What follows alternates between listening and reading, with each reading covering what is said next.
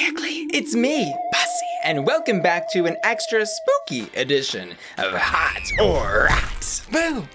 Did I scare you? Good. Today we'll be reviewing the premiere of Dragula Season 4. Our monsters were challenged to reimagine a classic horror icon in their own flavor of drag. And the bottom two's Extermination challenge was to be buried alive. Say hi to my dad while y'all are down there. Thanks. We'll be breaking down each monster's look from raddest rat to hottest hot, and discussing the episode's drama as we move along. And as a quick reminder, if you've been enjoying my looks, then make sure to follow me over on Instagram, where you can see my whole body. Oh, don't be shy. Get your phone out and press follow. Thanks. Now, let's get started. At the bottom of my list tonight, and most regrettably, is Formelda Hyde. Do you want to play a game? Now, it's not that I thought Formelda's 4 show was bad, it's just that the competition was stiff. Like rigor mortis. Their horror icon reference is Billy the Puppet from Saw. First, I do want to praise Formelda's mask making ability. I love the red circles on the cheeks giving the nod to Billy, and the mask is scary. It's also really interesting how Formelda took an approach to this that made this mask pretty, almost, with those big lashes and thin eyebrows. But notably, I do think this reference was missing a couple of things, namely the tricycle and a big red bow around the neck. Without those two things, I can definitely see how the judges did not see the reference of Billy from what Formelda was serving. And I think the other confusing element for somebody that's not familiar with the Saw franchise, they're not going to immediately recognize or remember that there was a needle pit, which is what I'm assuming Formelda is referencing with all those needles everywhere. And then as the Boulets pointed out, it really wasn't totally finished. Formelda was just kind of wearing some store-bought club shoes. Plus, I have to admit, as a viewer, this did not surprise me because it kind of just looks like a less scary version of Formelda's promo look. Overall, this 4 show I think is just missing one too many pieces to be a complete jigsaw. It's a rat. And it was unfortunate they went home, as several of their peers underestimated them right out of the gate. Specifically, we heard a confessional from Merrie Cherry where she says mask-wearing monsters are not the tea. And in general, I think a lot of people were looking to Formelda to sort of be the redemption for mask-wearing monsters on Dragula, considering that Moniki, Shame, and Yovska were both sent home pretty early in their seasons. But regardless of anyone's stance on mask-wearing drag, Formelda did post this message on Twitter and Instagram reading, "I don't want to see any kind of hate or hurtful words directed at anyone from the cast. I consider every single person on S4 as my family." Next up, who are you gonna call? It's Merrie Cherry. Now, the Boulets did let Merrie pass through this week as safe. However, I really didn't get not one of the tenets of Dragula from this, being of course horror, glamour, and filth. And I was also really looking towards this look to see who the hell Merrie Cherry is, because our promo look was very simple compared to everybody else's. The horror icon that she chose is the Marshmallow Man from the Ghostbusters movies, which is maybe a little bit of a niche reference, and in my opinion also maybe not an actual horror icon. Like, I do remember being scared by Ghostbusters as a kid, but I can't say this guy ever gave me any nightmares. And I really did enjoy seeing Merrie bring something truly unique to the runway tonight. However, I think this did more to hide who Merrie Cherry is than to show us. Merrie's look was just a tad too sweet for me. It's a rat. Next up, Bitter Betty. How's your head? I asked that because her horror icon is Elvira, Mistress of the Dark. This I think was a very bold choice because of Elvira being who she is. Doing icons is hard, and I think making them your own is even harder. Her version of Elvira is this sort of eccentric, almost vampiric version of her, and she's got these like really thin little demon yellow teeth in her mouth with these dark under eye circles to give her this crazy look. And I do think this look by itself is great. I love the textured net underneath the rest of that PVC or vinyl material, and the wig is phenomenal. But she, like Formelda Hyde and Merrie Cherry, failed to really bring an element of extra to the floor show, because there were other, I think, relatively simple looks that had some gigs and gags, and that was the reason ultimately that they played safe and the Boulets put Betty in the bottom 3. Betty, I love your look. I think it's hot, but floor show, kind of a rot. And Miss Betty has found herself in a bit of drama since the cast announcement, so I wanted to go ahead and bring up that she did issue a formal apology regarding all of this on September 26th, reading, "I'd like to apologize for some comments that I made out of frustration and anger lately. I respect people from all walks of life and every part of the LGBT+ community. I have spent the better part of my 20+ year career advocating for the inclusivity of trans women in mainstream drag, and wholeheartedly believe that inclusivity extends to all other members of the LGBT+ community. I apologize to anyone who has felt hurt or excluded by what I have said." Next up, Bubble, Bubble, Toil and Trouble.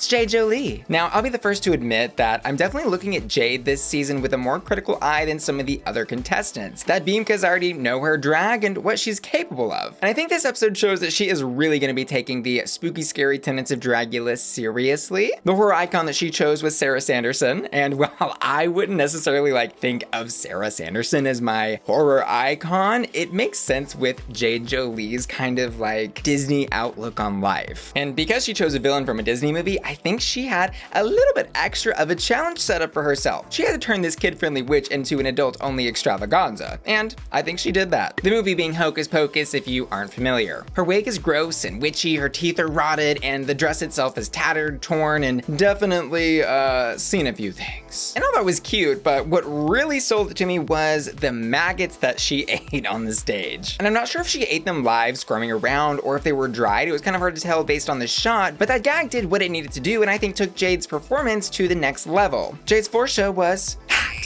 but I'm not sure I'm 100% bewitched yet. Next up, Leather. I hardly know her face. It's Saint. Saint is another queen that I have my eye on this season. I don't want to put too much pressure on her out into the universe, but I am expecting good things. Girl, we just saw her win that Dragula Resurrection pageant. We know what she can do. Saint's horror icon here is, of course, Leatherface from Texas Chainsaw Massacre, and wow. Saint has this female body of skin attached to, I guess you could say, a more masculine white t-shirt, and my favorite detail being the piercing on the pointy part of the woman's thing. I can't say it or show it because of YouTube ad guidelines and whatever and all that good stuff, but you know what I'm talking about. I was also so happy when I saw Saint doing Leatherface because, my god, I was looking for the real horror icons, not the Disney villains and marshmallows.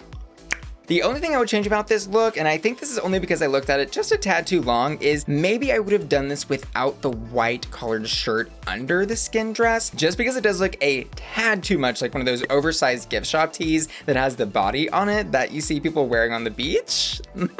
But maybe that's just me. Leather has never looked better. This look is hot. Next up, darling, she always wears black. It's Koco. Her horror icon is Morticia. And since we had Elvira and Morticia, I was a little upset that nobody did Vampira, but probably would have been too similar to have all three of those. Now, when I think of Morticia, I think of a plunging neckline, long flowing black hair, and tattered flowy arm sleeves. Koco's interpretation of all these iconic things is so unique and special, and you're like, wow, I didn't think that could work, but it certainly does. Firstly, she said, F a neckline. I'm just gonna show these big fat tits to the world. And they're barely gonna fit into the dress. Oh.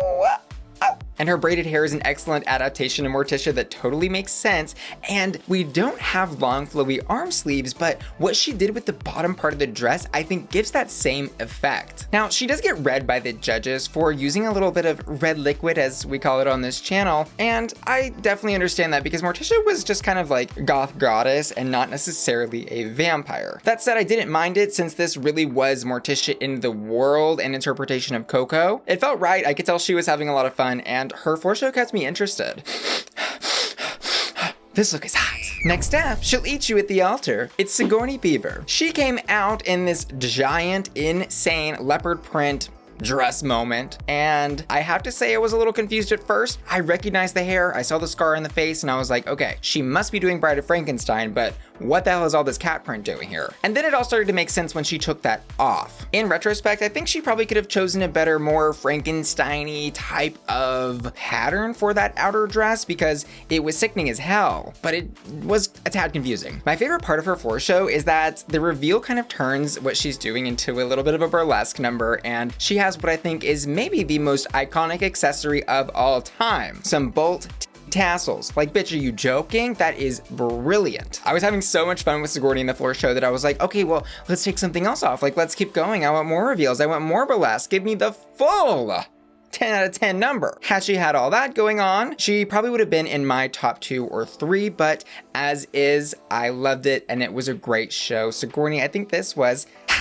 Next up, she's got something to say. to everybody. It's La Zavaleta. Now, I have to admit, I was confused by this look when I was originally reacting to it, and if you want to catch my live reaction to the entire premiere, I did post that over on my Patreon at patreon.com/bussyqueen. That's my members only website where my patron family gets exclusive member benefits like early access to my videos, access to exclusive videos, access to the Bussy Queen Discord server, and more. Click the link in the description of this video to join today. See you there. But anyway, yeah, I was looking at this and I was like, oh my god, what in the world is this? It's terrifying, it's spooky, it's scary. After watching back and doing a little bit of research, I realized, oh right, she's supposed to be the pale man from Pan's Labyrinth, which of course explains the eyeballs coming out of the mouth in the middle of the floor show. The thing is, I love understanding a reference, but this was so insane that I kind of didn't care. The judges did though, and girl, they sent her straight to the bottom. What happened was the reference was missed, and apparently her like pump that was pumping in the red liquid in her costume,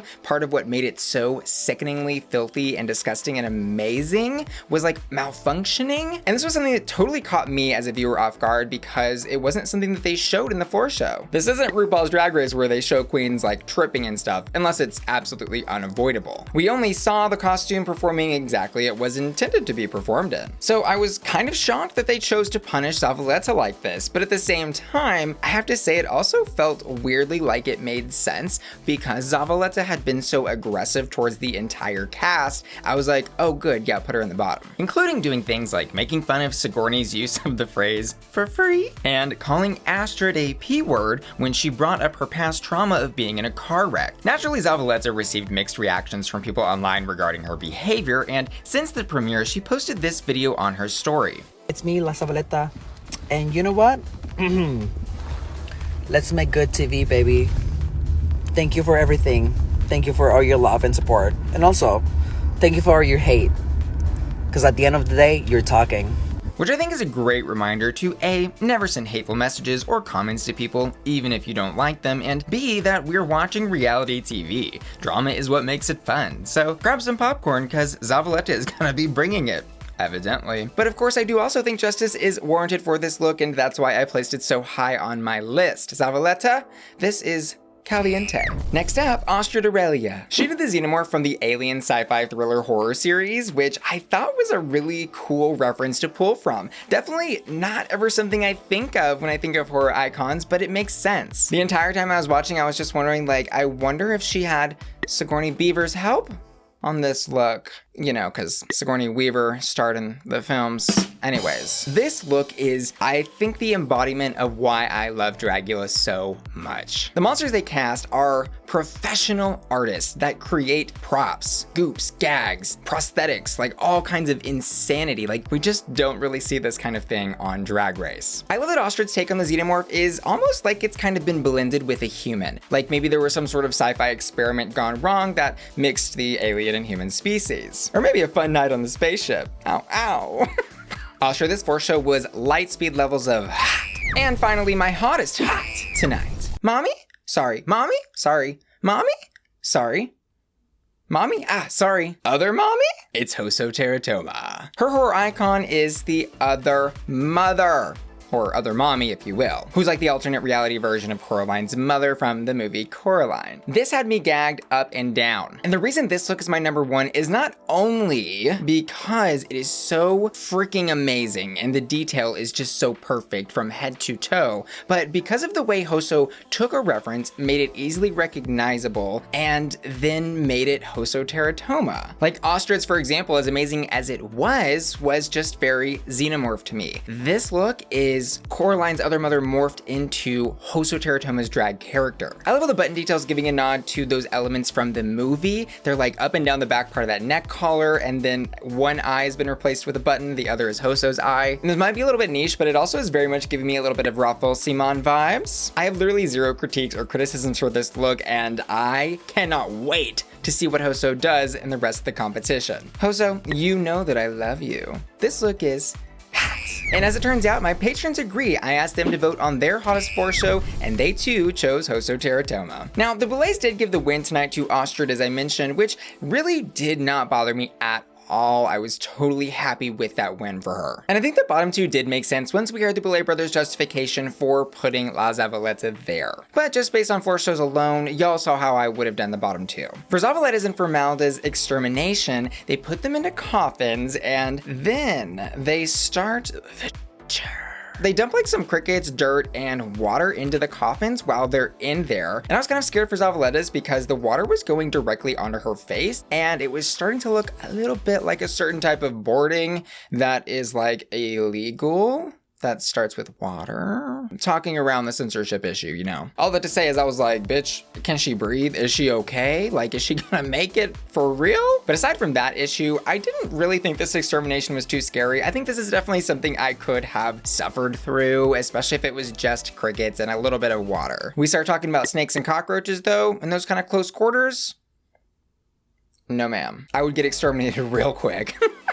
We do see that Formelda is the one that gets exterminated, which ultimately does make sense. I think they were not ready for this competition, just being a little too fresh. But seeing that it was Formelda who got exterminated, I think was the best part of the premiere, and not because it was Formelda, but because we look back to the beginning of the premiere and we see that the short film that the Boulets did for this episode was about masks possessing people and turning them into immorters. Like the little light bulb came on and I was like, oh my god. That's brilliant. And I don't know if they're gonna do that with all the exterminations or even if it was intentional, but it was a great little detail they added to the premiere. Overall, I'm stoked for this season of Dragula. I'm seriously blown away by the talent, the production value, and all of the upgrades they've got, including the workroom, an official, good-looking, coffin-themed workroom. It just makes me so happy to finally see Dragula getting the network money, love that it so much deserves. So congrats to everyone that was in the premiere and to everyone that worked on it. But I'd also love to hear what you think. Let me know what you thought about the episode down in the comments below. Do you agree with my ranking? And who was your top? Who were your bottoms? And who would you have sent home? And as always, I want to say thanks to you for watching today's video and give a special shout out to Sean Zetland Trio, Dean Mikliar, Chikaziana, Mercury, Asteroamorphous, Burt's Beach, Mickey Jordan, and Lachlan Lewis, who've all just joined my Patreon at the hot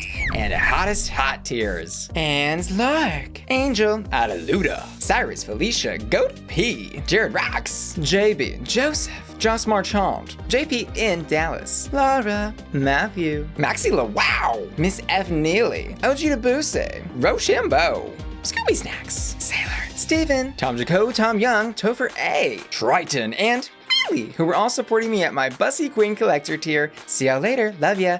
Bye. Yeah.